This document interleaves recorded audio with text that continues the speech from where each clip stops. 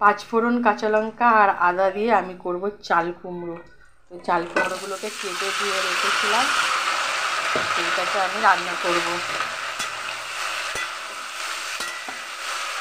একদম মশলা খুবই কম। এবারে আমি দিয়ে দেবো হলুদ,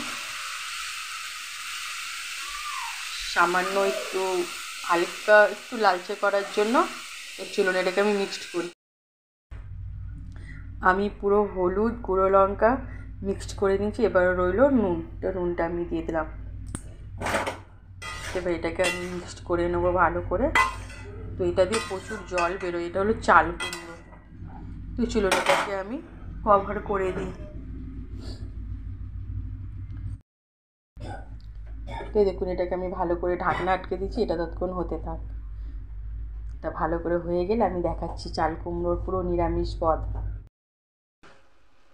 আমার চাল কুমড়ো পুরো রেডি হয়ে গেছে একদম। দেখুন অল্প তেল ঝাল মশলায়, একদম মশলা তো না, শুধু ফোড়নের ওপরে রান্না করেছি। তো এই দেখুন কেমন হয়েছে বলবেন। যদি ভালো লেগে থাকে তো প্লিজ একটা সুন্দর করে কমেন্ট করে দেবেন। টাটা, জয় গুরু।